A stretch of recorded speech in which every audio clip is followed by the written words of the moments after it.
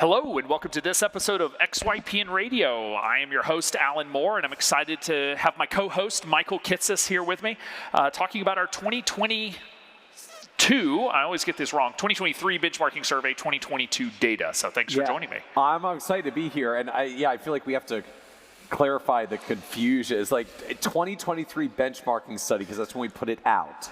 It just happens to be with 2022 data because we can't really say how this year's going until the year's over, and it's not over yet. That is true. So we every year we collect data from our members, which is really the largest study that I'm aware of that's done with independent research, looking at fee-for-service financial advisors, really getting an understanding of how are they growing their businesses? What does revenue look like over time? Client growth, productivity measures. There's a whole slew of questions that we ask to really gather a lot of data to be able to analyze, basically what is helping them, build their successful practices.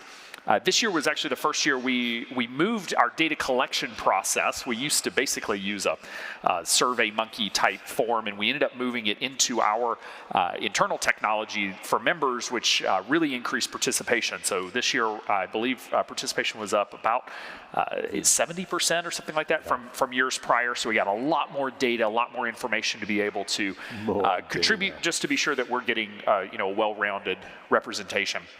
So for listeners, we're going to be talking a lot about charts and graphs. I'm going to do my best to paint the picture with my words, but I'm looking at the charts, and I know that's a little different. So if you go to xyplanningnetwork.com/373, you'll be able to look at about 5 charts, depending on time, about 5 charts that we'll get to and be able to talk about. So like you've thrown down the gauntlet for me. Can we get through 5 charts? Can we get through 5 in less than an hour? We shall see. All right, so the first interesting takeaway that we had from the benchmarking survey references our first graph in the benchmarking survey, which is the median annual growth rate of client household relationships since 2018. So first off, I guess in your mind, why do we look at client households versus revenue or assets under management, which is what most of the industry is looking at in these studies? It's a good question. So for context, right, if you look at most industry benchmarking studies, when most studies talk about like the average growth rate of a firm, right, just sort of like they throw that number out there, advisory firms that grew at a rate of blank, virtually all of them are talking about growth in assets under management. In the context of fee for service, to me, that doesn't work because it just literally doesn't speak to the economic health and status of a lot of advisory firms operating fee for service, because either they're advice only and my growth rate was infinity because I grew from 0 to 0, not helpful. Or even just a lot of firms that have blended models or predominantly subscription fee models. Looking at your assets is not particularly representative of the growth and the health of the business. So to me, just AUM, look, if you're 100% assets under management, that's your model, fine way to measure, but just from a big benchmarking, what's the health of growth perspective, AUM just literally doesn't work in fee for service. The second way to look at this is revenue, and looking at growth of revenue from all the different places that we get revenue sources. And we actually do have some numbers in the appendix of the study that looks at revenue as well. I do think revenue growth is a really good way to look at health of advisory firms overall and how firms are growing, right? It's literally the dollars that we're bringing in, and we can understand what's happening with growth. My particular interest in this, when we look at sort of overall, how is the network growing, is to understand clients that are coming in, right? In the purest sense, in an AUM firm, a lot of growth actually has nothing to do with new clients coming on board. It's my revenue went up because the markets went up, and I bill as a percentage of assets. So when markets go up, assets go up, and my revenue goes up. Fine thing in terms of overall profits of the firm, but I've seen a lot of advisory firms over the years that are yeah, we've been doing great. We've been growing at 10 to 15% a year for the past 5 years. I'm we're in a freaking bull market.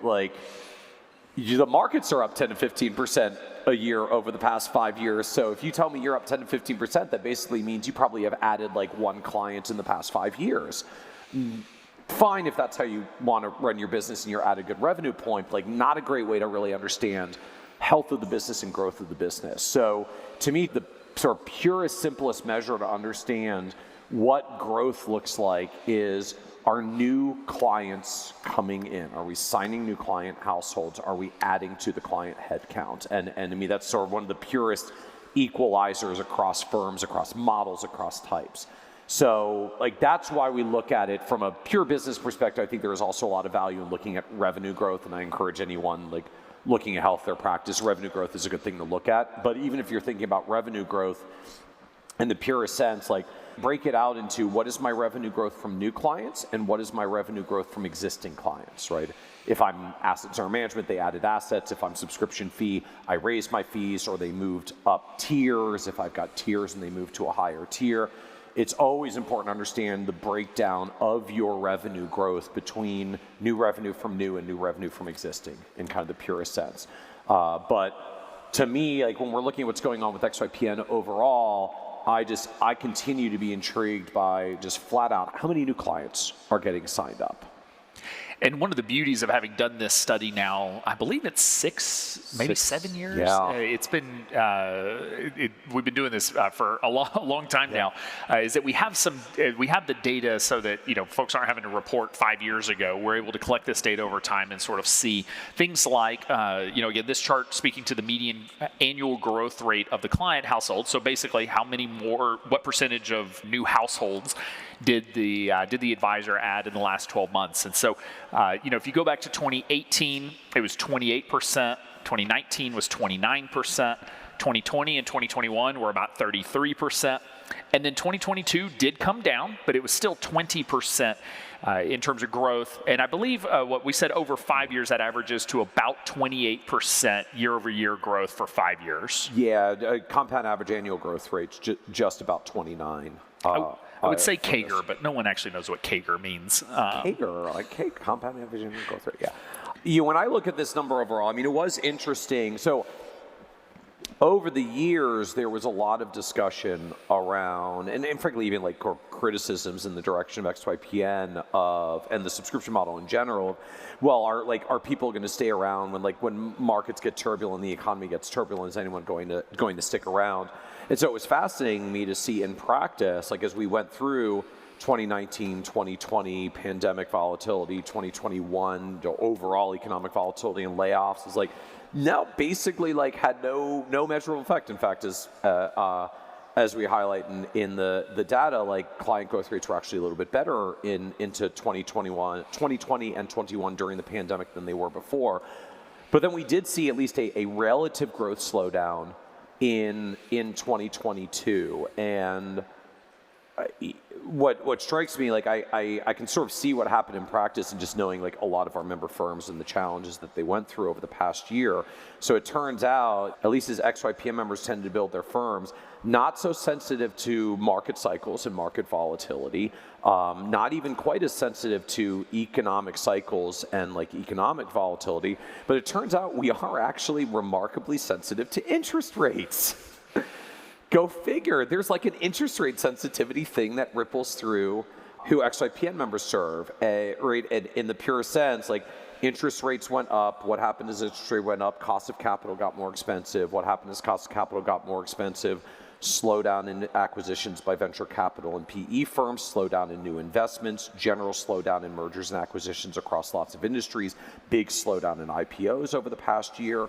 And so not true of all members, but there are a non-trivial segment of members that are in some way, shape, or form attached to people that have liquidity events that are attached to VC, PE, IPO related things, right? That's a moment of financial and wealth complexity that makes stuff happen that says, oh my gosh, I need a financial advisor. And so when interest rates rose and slowed that down, that sort of activity in the aggregate, we can see it in overall slowdown of new client growth. So to me, just interesting to see, right, all these questions of, just we had so many years of members having huge growth rates year after year, something somewhere out there has to mean there's a worse year than others. So just interesting to know, turns out interest rate sensitivity and just a slowdown of business liquidity events is what at least brings some relative slowdown to growth.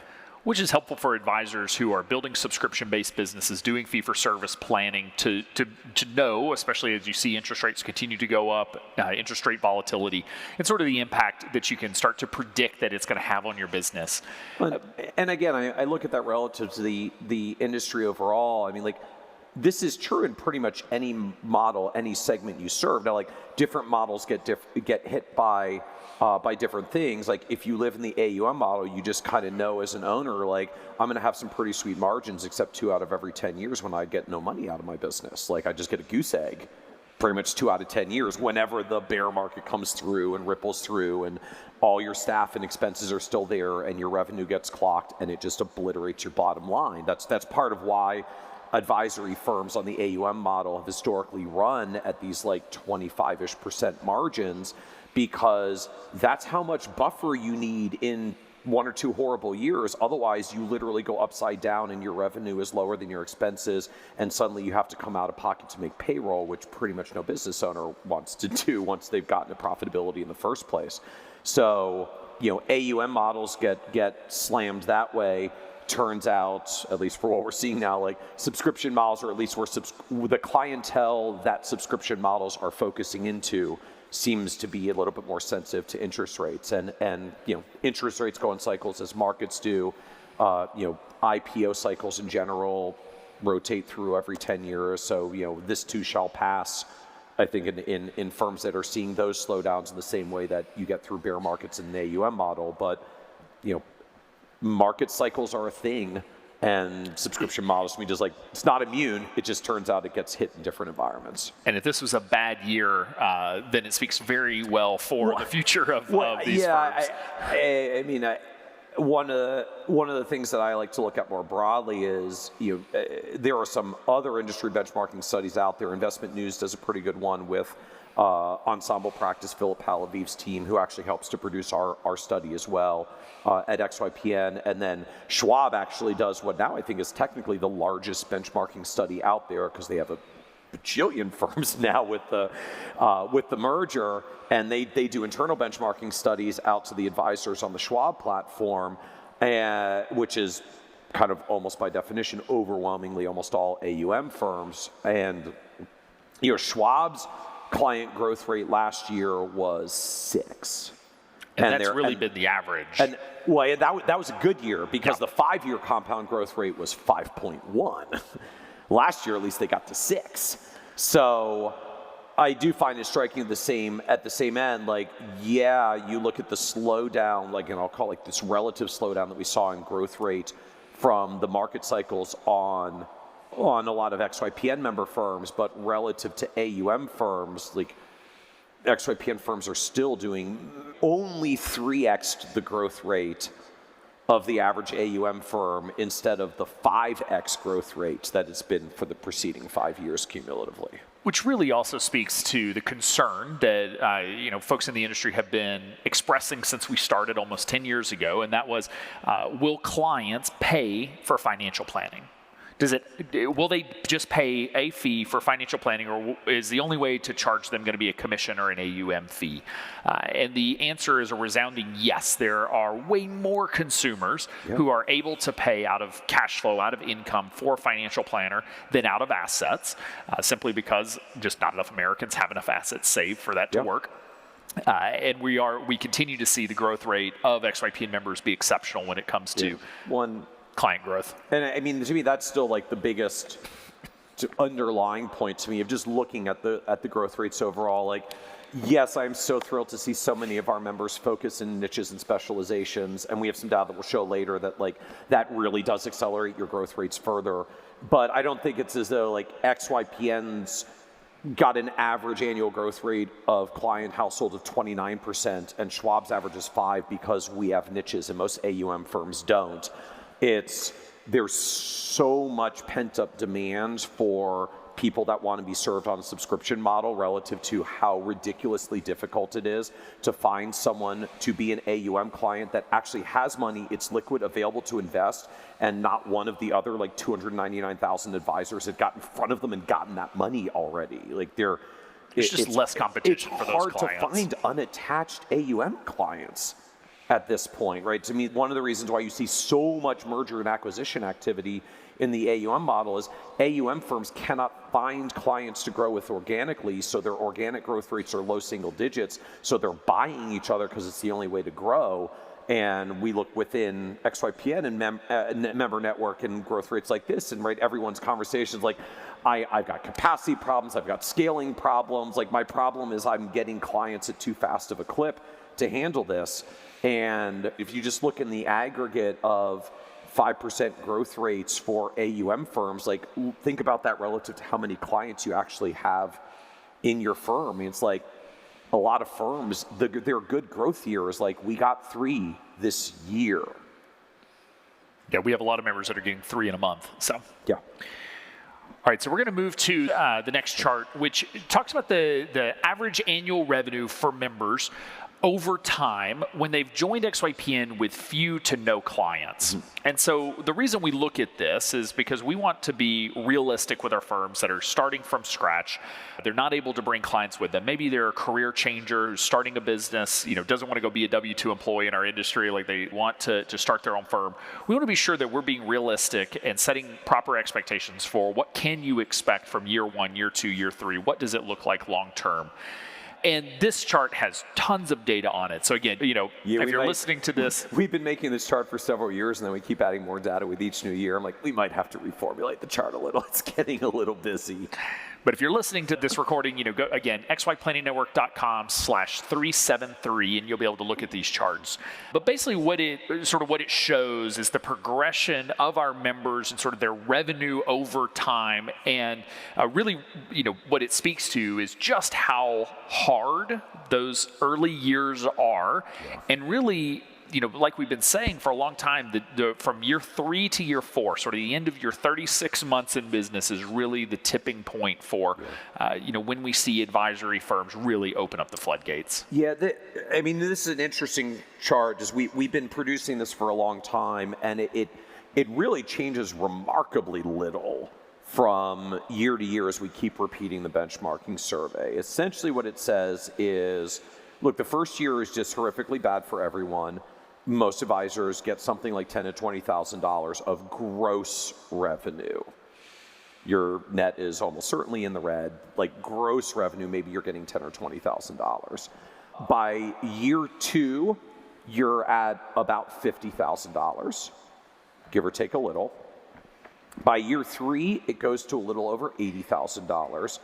And you'll notice you kind of think about that progression, like 20 grand, 50 grand, 80 grand, like it's fairly linear. You're just sort of like, basically you're grinding out about $30,000-ish worth of annual new revenue each year. The first year you're lower because you only get a partial year, right? Like first few months I don't have anyone yet, then I sign my first client, I only get 6 months of revenue in the first year because I signed them halfway through the year. Basically, we're signing this neighborhood of like $30,000 of new client revenue each year. We get a partial year the first year, then we add another group of them that we get to bill for the whole year, then we add another group of them that we get to bill for the whole year. And just, I sort of think of like it's very hand-to-hand combat, like one client at a time, one prospect at a time, anybody I can get in front of to try to get some business. And then there's this turn you set on, and so we see this progression, like it's about 20 grand in year 1, it's about 50 in year 2, it's about 80 in year 3, and then it's 160 in year 4, which basically means you add as much revenue in year 4 as you did in the first 3 cumulatively combined. And we've seen this for a long time. I just, having grown multiple businesses, I did an article about this back like, I want to say like 2015 or 2016 on the blog of why it takes 3 years before your business gets going. And like, it's true. I mean, even I've done it in other segments of the world. It's always 3 years. It's kind of aggravating, a little frustrating. You're in year 4 going like, where were you in year 2 when I could have really used your revenue?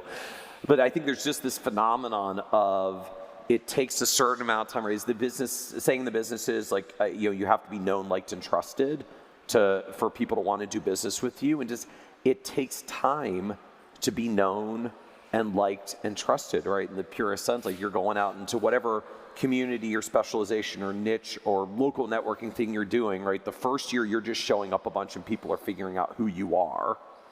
The second year you get more involved in whatever that organization, community, networking thing is. You get to know some people like, all right, I kind of like this person, I'm getting to know them.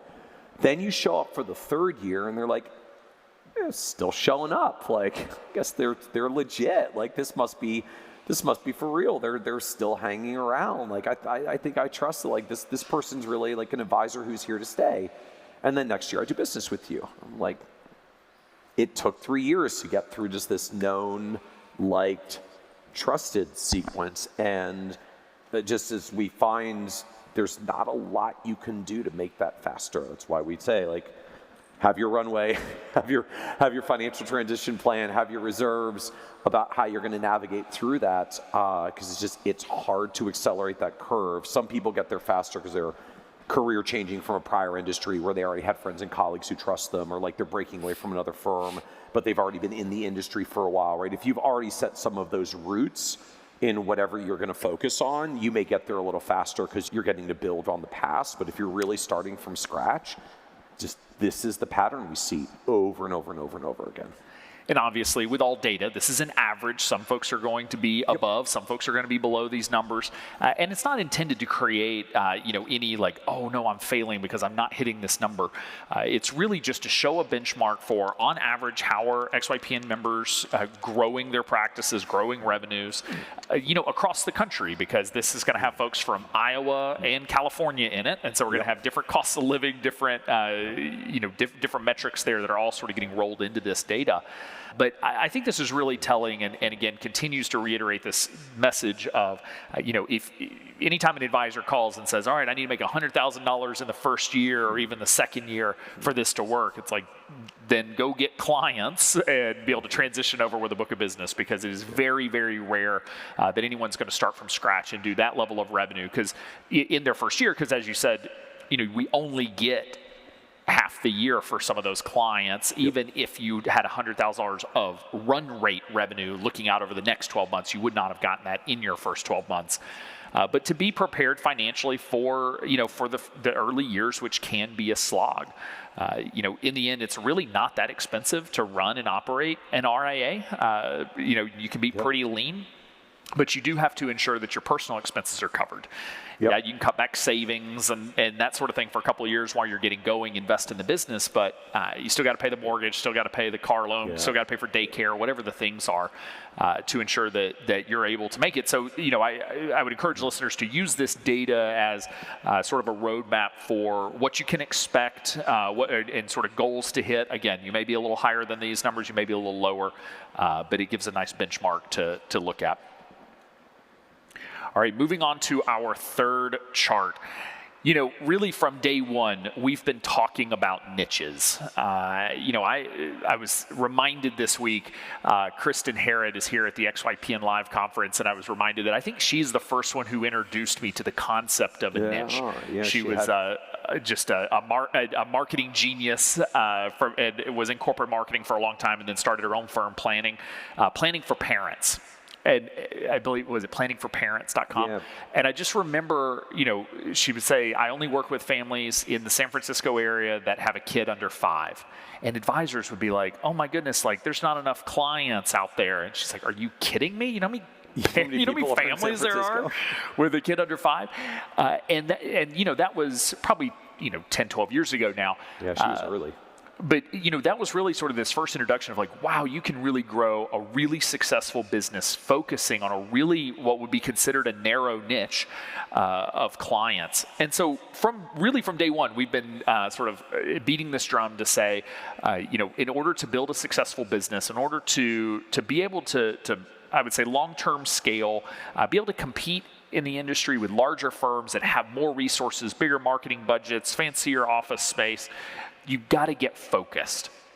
And so this chart shows the revenue growth by whether or not a firm has a niche or not in sort of the different phase of their business. And so we this chart breaks it out into 3 phases. The implementing phase, which is basically, I believe, 0 to 20 clients. The building phase, which starts at 20 clients and goes up to 75 clients, or about $150,000 in revenue. And then the scaling phase, at what point the firm has hit 75 client households and or $150,000 in revenue. And what this chart shows is that, in the early phases, in the implementing phase and the building phase. There's not a lot of difference between, in terms of revenue growth by niche firm or not. It's neither holding you back nor is it accelerating your growth in the early months, early year or two.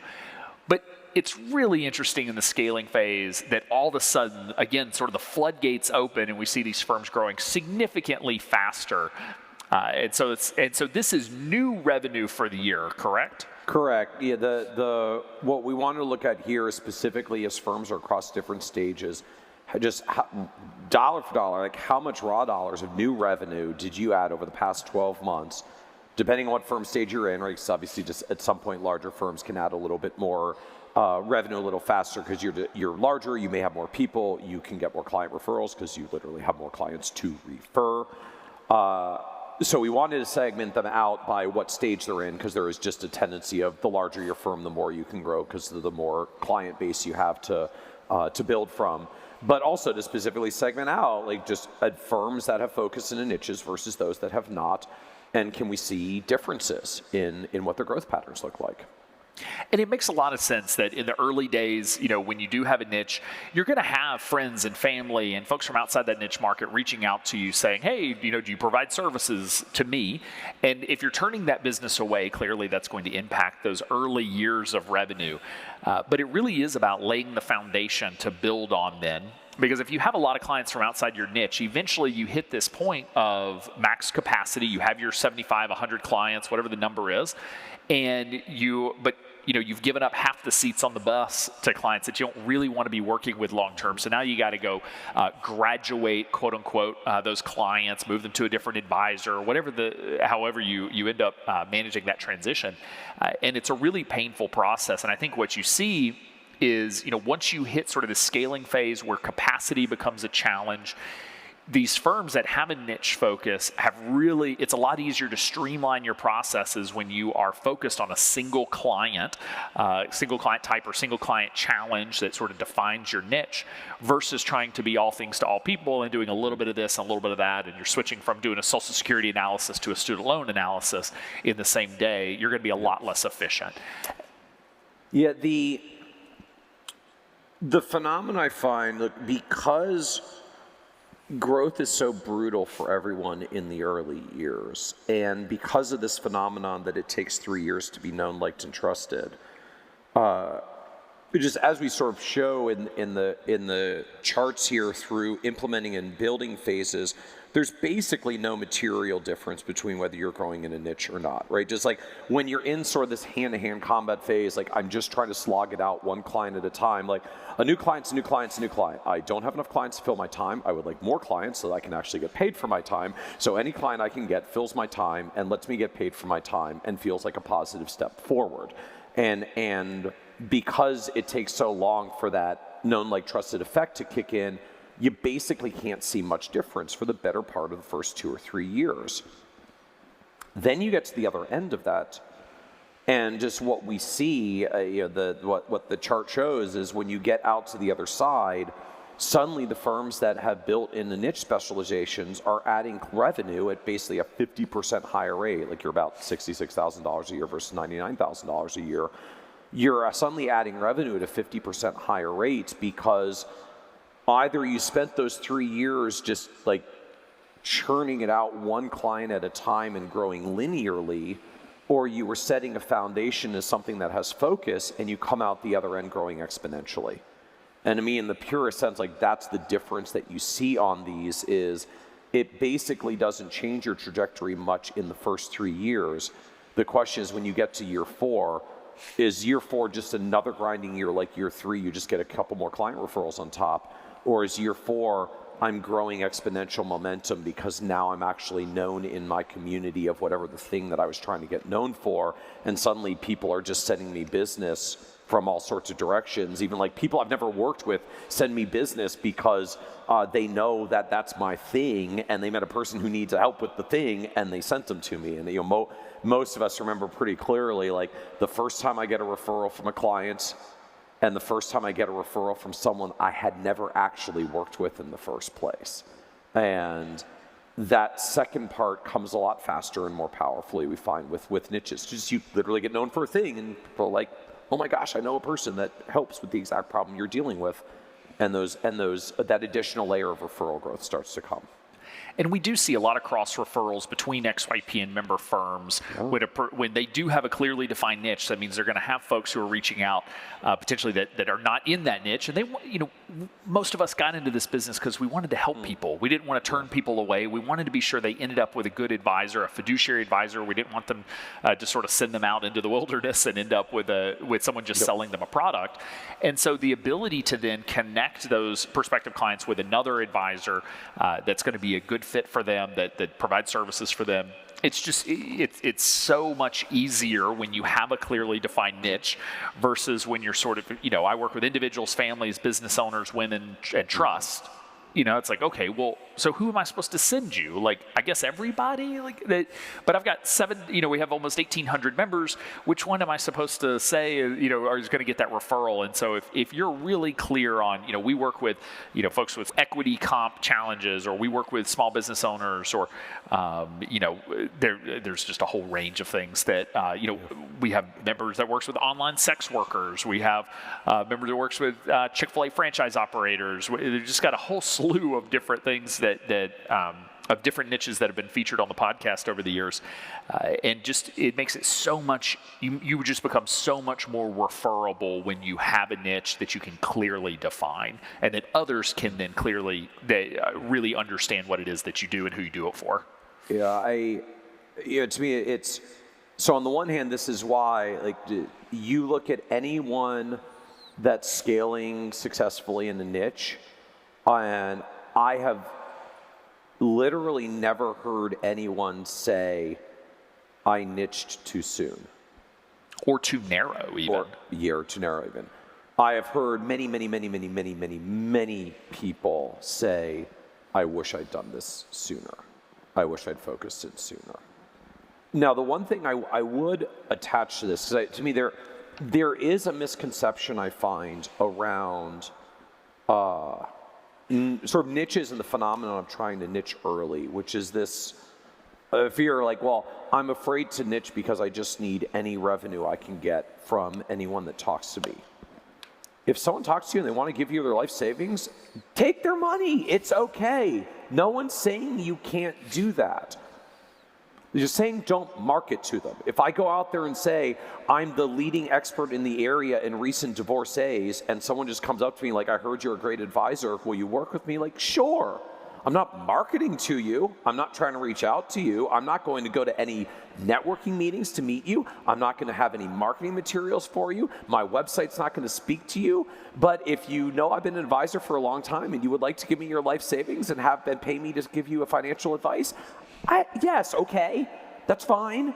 You can do that. The point is not you're not allowed to or not going to take people outside your niche. The point is you will spend 0 minutes marketing to get them, because you're going to spend 100% of your minutes going into that focused area, because the more time you spend there, the faster you can move that known, trusted curve. Otherwise, you're not going to be there in 3 years. It's going to take you 4 years or 5 years or 7 years to get there, because you literally don't show up as much. You're not going to build the relationships there as quickly. So the point to this is not you don't take anyone outside your niche if you're going to niche early. The point is you don't spend any time marketing and trying to grow outside your niche. You can take what comes. The only asterisk to that, though, that I think, Alan, you did highlight well, is when firms get specialized and you get several years out, and now your problem is not, I've got all this time and I don't have clients. Now your problem is, I've got all these clients and I don't have much time, right? You start feeling capacity constraints and you start feeling the pain of scaling.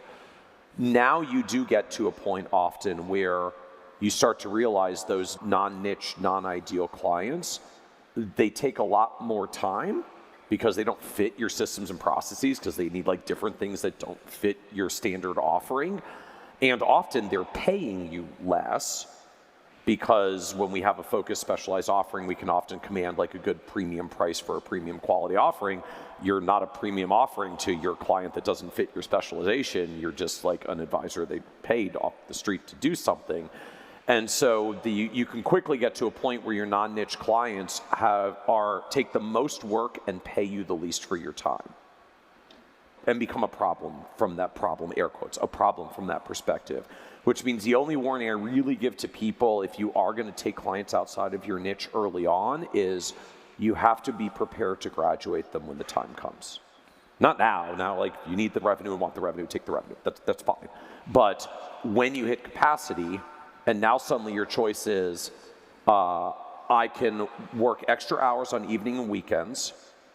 I can hire someone whose sole job is to do the work with the clients I don't want to let go of, who pay me the least, which also means I'm going to lose money on the person.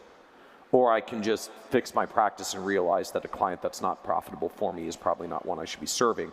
If you're not ready to deal with that when the time comes, that's when problems start to crop up. So it's not about saying no to the non-niche clients now, but it is recognizing that if you take non-niche clients now, just you need to be mentally prepared that there will be a point where you're probably going to need to graduate them to continue your focus, or your business is going to get less efficient and less profitable. And I will say, cross that road when you get there. In the end, you've got to pay the bills. But if you have the choice, my encouragement is do not take clients from outside of your niche. The firms that I see be the most successful have a process that is so geared, their entire planning process, the entire client experience, all of their marketing is so geared towards their niche market that anyone outside of their niche would just be uncomfortable going through the process. Like, it just wouldn't work for them. And it really, that's just how we see firms continue to differentiate in this marketplace when, when zip code and who has the closest office to my house is no longer sort of the differentiator for these firms. It really does help to be so clear, and it's not just saying on your website, oh, well, I work with this particular profession. It's that literally your fee structure, your service model, the entire experience, the technology you're selecting really does show that that's who you work with. So moving to our fourth of 5 charts. So the fourth chart also has a lot of data points on it. So I would encourage you to pull this up if you're listening to it on XYPN Radio. But this chart shows the percentage of advisors that are leveraging basically staff, either in-source or outsource, whether they're hiring or outsourcing to a platform, and sort of the different phases of their business, as well as it also overlays the number of clients. So you can see here in the implementing phase, the average firm has 6.2 clients, which, these are by definition sort of where you're at in the phase based on number of clients, because the building phase, then you have just shy of 29 clients, and then scaling has an average of 130 clients. Mm-hmm. And what this is showing are what areas of the business firms are starting to use outsource or in-source providers. They're hiring help in order to hand off some of the tasks associated with these various areas. So the 5 that we measured were business development help, so getting new clients, client meeting preparation, office administrative tasks, client meeting help, and I'm assuming that's like actually in the client meeting and providing assistance there, and then financial planning prep, more of your paraplanner type service. So it makes sense when you look at this chart, just in general, firms are starting to outsource more and more over time. The one that does drop, though, is kind of interesting, is business development help. There are more in the earlier phase, which makes sense. There's more in the earlier phase that are outsourcing business development versus those who are a little bit more established and maybe have more clients. Once you can delegate more, you've got more time to go out and drive some of the business development yourself. So what do you see when you're looking at this chart? You're seeing, the amount of, I'm actually amazed at the percentage of folks who are in the implementing and even building phase that are outsourcing in some capacity. What we're finding is that, this tells me XYPN members are outsourcing really early. Maybe, I don't know if it's too early, but they're definitely doing it early. So there are sort of 2 things to me that really jump out in the charts here. So like one directly and one implied. First, just directly, when we look at where hiring and outsourcing is happening most and fastest, it's like, simply put, it's administrative work, it's not planning work. Right? Like, we are overwhelmingly outsourcing or getting support for administrative tasks, meeting prep, and sort of like paperworky and documentation-y related things. whereas areas like financial planning prep is much, much lower, is a significant laggard on this. So, right, it just sort of makes sense to me intuitively, right? If you think in the classic, like, focus on your highest and best use and delegate the things that are the lowest dollar amount, right? Just sort of mathematically, like I can delegate administrative work at a lower cost than planning expertise work at a lower cost than like leading clients. So that's what I tend to delegate first, and we see that pretty clearly in the rise of delegation of administrative.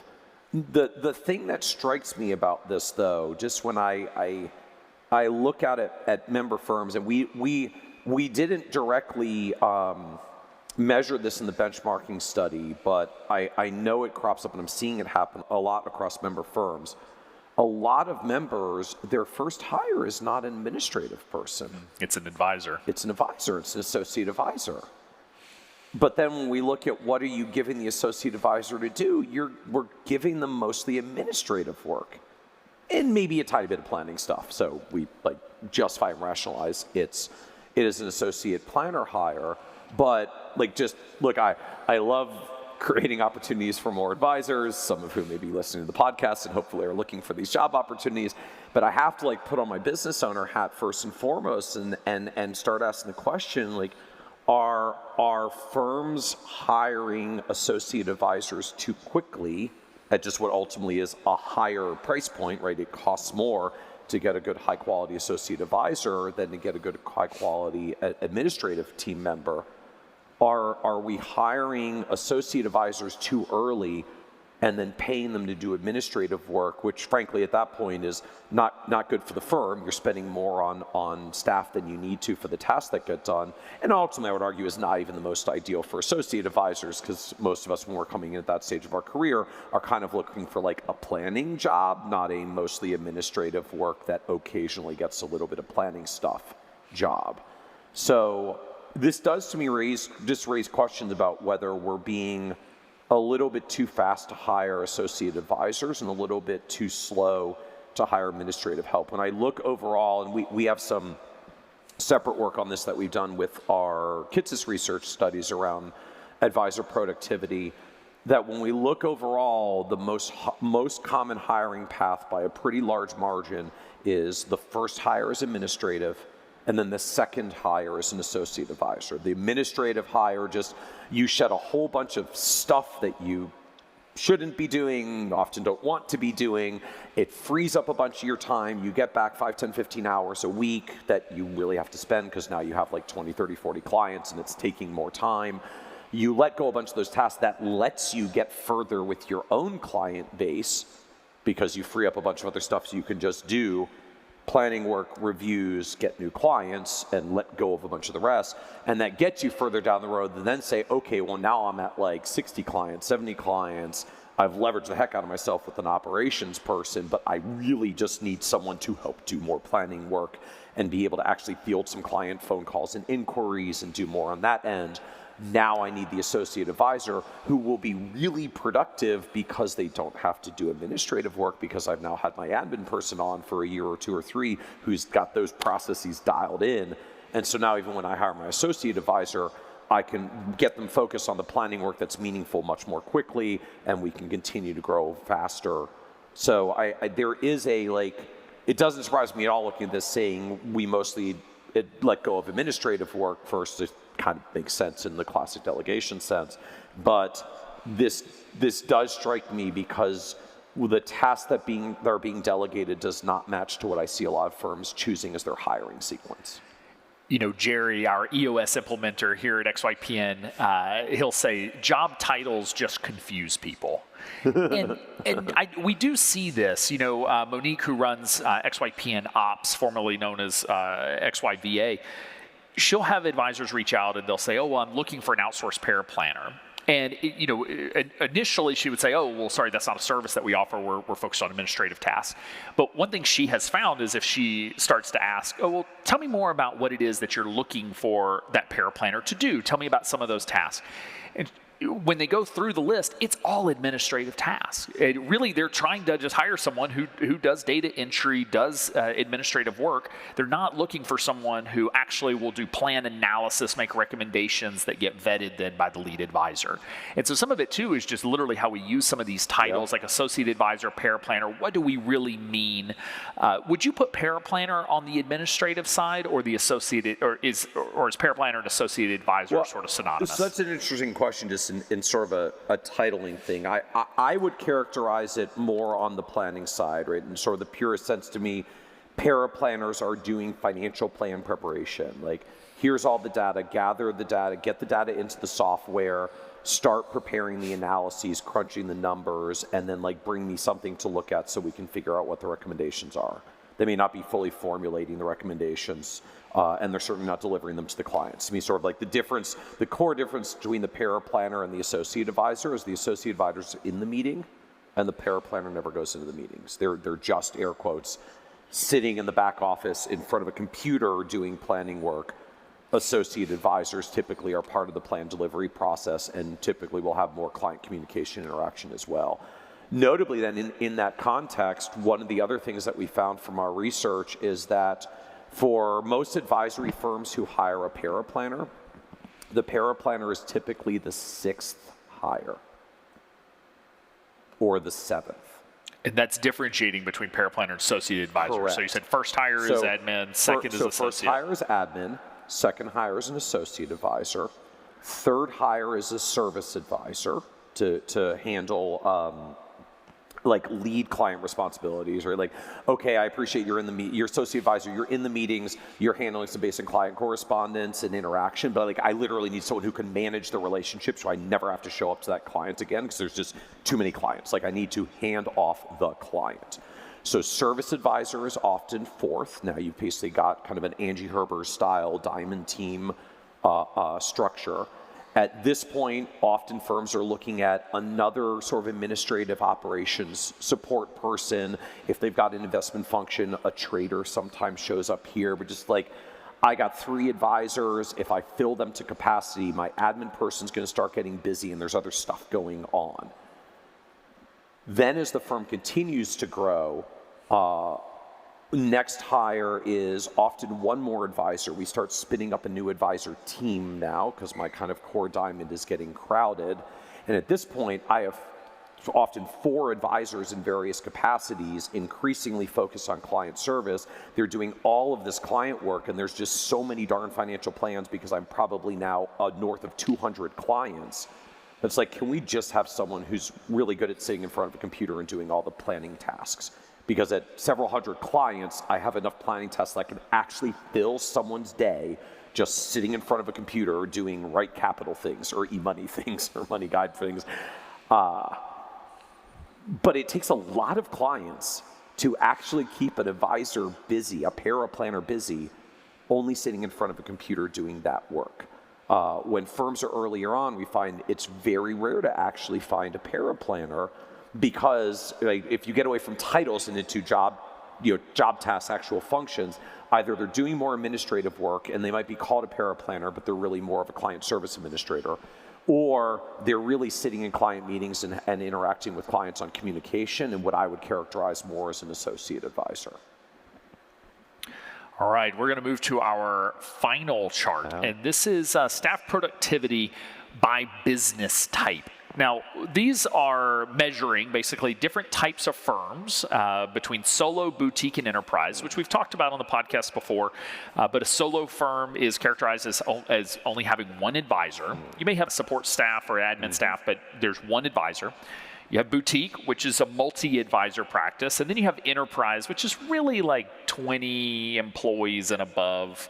Do you remember the cutoff for this data set? They didn't have to be that. For this study, they didn't have to be as large on actual employee count, but they had, say, their goal and commitment was building and scaling towards something that maybe 20 plus people, as opposed to a lot of us there in the boutique realm. They're like, 20 sounds like a lot. Like I got 3, I'm going to go to 4, maybe in a few years I'll be at 5, and like that's a comfortable pace. The folks that frame as enterprise tend to be very growth oriented and faster growth oriented, are like, I'm going to build me a big firm. These are the ones that if they were AUM world, they would saying like, I'm building me $1 billion firm here. Like that sort of mentality, except we don't usually talk about $1 billion firm in a fee-for-service context. And so what this chart is showing is basically gross revenue, top line revenue for the business divided by number of advisors, so revenue per advisor, and then revenue per total staff, which then would include your administrative staff. These are two really important KPIs, key performance indicators for any business. These are metrics that we track at all of our businesses and track it over time. Most of these are actually on a monthly basis to sort of see trends over time. And so what we find, what this data is showing is that on the revenue per advisor, the solo practice is earning the most per advisor, which makes sense. If you really think about it, they're making about $252,000 per year for the solo. The boutique is making a little bit less per advisor, $230,000, and then the enterprise is making $177,000. Now, do you see over time, as the enterprise grows, obviously they're reinvesting, they're into the business, they're hiring ahead of the growth curve. Does this number tend to come up to match the solo practice, or do enterprises just sort of forever earn less per advisor than the solo? This chart's supposed to go the other way. This is supposed to go up and to the right as you scale, not down and to the right. Now, profit per client often gets lower in larger scaled enterprises. To just say you've got more infrastructure, there's more stuff around you, your overhead allocation may be a little bit larger. But so in the purest sense, these are measures of productivity. These are measures of how much, when the advisor does all the things that they do, how much revenue can that advisor support before I need another advisor because there's too much client-tasky things to do. And one of the interesting things when you look at productivity measures in this context, this like revenue per, I kind of call this the great equalizer. Like, I don't care what kind of fee model you have. Like, you can take revenue per advisor. I don't care whether you're on an AUM model, whether you're on a fee-for-service model, whether you're doing advice-only standalone plans, or some combination or mix over thereof. In order for clients to pay a fee of X, you have to do some work. There's only so much work you can do before you run out of time. And so if clients are paying a fair value for the time that you're spending, and you fill all those hours doing the things you do for whatever the model is you do, you get to some amount of revenue that an advisor can support doing all the advisory things they're supposed to do to earn their revenue before they just sheerly run out of time at whatever clients are willing to pay, and you say, well, it's time to hire another advisor. Right? That's sort of like the natural capacity limitation. If I've got a super slim scaled down model, I might do that because I've got like 200 clients. I meet with them once a year and I hardly talk to them in between because we got a super simple scaled back model. Maybe that's because I'm like a multifamily office and I do this with 6 clients that I spend hours on every week all year long. But whether you're a multifamily office that has 6 clients or you're a super scaled back model that has 200 clients, the 200 clients don't pay a lot of money per, the multifamily office pays a lot of money per, and when you back into that from a revenue per advisor end, it's actually shocking how consistent the numbers tend to be across fee models, right? At the end of the day, we are a service business, clients pay a certain amount of money for services rendered, and this number kind of becomes the great equalizer. So the challenge from this perspective is, classically, as advisory firms scale, one of the simplest ways to think about scaling an advisory firm is, as my team grows and my systems and processes improve, my advisor should be able to do more advisor stuff and less anything else. Right? From the business owner end, there's often like, I want to get everything off my advisor's plate except client things because they are the most expensive employee in my firm, so frankly, I don't want them doing anything else except that. And what tends to occur in practice is, as advisory firms scale up, revenue per advisor numbers typically rise because literally, like, you're pulling more off their plates. They have more time to do nothing but be awesome for clients.